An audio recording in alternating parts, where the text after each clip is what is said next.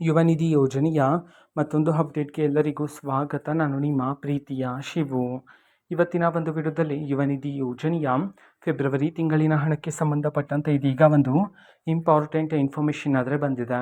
ಬನ್ನಿ ಅದರ ಬಗ್ಗೆ ನಾವು ಈ ವಿಡಿಯೋದಲ್ಲಿ ಮಾಹಿತಿಯನ್ನು ತಿಳ್ಕೊತಾ ಹೋಗೋಣ. ಸೊ ವಿಡಿಯೋವನ್ನು ಸ್ಟಾರ್ಟ್ ಮಾಡ್ತೀನಿ. ಅದಕ್ಕಿಂತ ಮೊದಲು ನೀವಿನ್ನೂ ನಮ್ಮ ಚಾನೆಲ್ಗೆ ಸಬ್ಸ್ಕ್ರೈಬ್ ಮಾಡದೇ ಇದ್ರೆ ಈ ಕೂಡಲೇ ಸಬ್ಸ್ಕ್ರೈಬ್ ಮಾಡ್ಕೊಳ್ಳಿ ಮತ್ತು ಲೈಕ್ ಮಾಡಿ. ಈಗ ನಾವು ಇನ್ಫಾರ್ಮೇಷನನ್ನು ತಿಳ್ಕೊತಾ ಹೋಗೋಣ. ಇವತ್ತು ಅಂತಂದರೆ ದಿನಾಂಕ 16/4/2026. ಇದೀಗ ಯುವ ನಿಧಿ ಯೋಜನೆಯ ಫೆಬ್ರವರಿ ತಿಂಗಳಿನ ಹಣಕ್ಕೆ ಸಂಬಂಧಪಟ್ಟಂತೆ ಮಾಹಿತಿಯನ್ನು ತಿಳಿಸಿರ್ತಕ್ಕಂಥದ್ದು.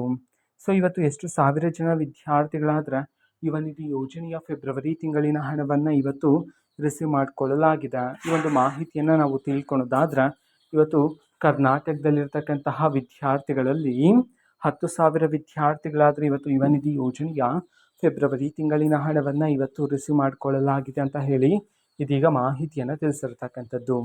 ಓಕೆನಾ. ಸೊ ಇವತ್ತಿನ ಒಂದು ವಿಡಿಯೋ ಇದೇ ರೀತಿ ಇನ್ನು ಹಲವಾರು ಯೋಜನೆಗಳಿಗೆ ಸಂಬಂಧಪಟ್ಟಂತೆ ಮಾಹಿತಿ ಬಂದ ನಂತರ ಆದಷ್ಟು ಬೇಗ ನಾನು ನಿಮಗೆ ಇನ್ಫಾರ್ಮೇಷನನ್ನು ತಿಳಿಸ್ತೇನೆ. ಅದಕ್ಕೋಸ್ಕರ ಆ ಚಾನಲ್ಗೆ ಸಬ್ಸ್ಕ್ರೈಬ್ ಮಾಡ್ಕೊಳ್ಳಿ.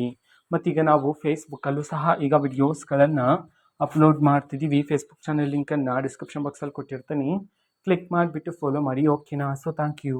ಬಾಯ್.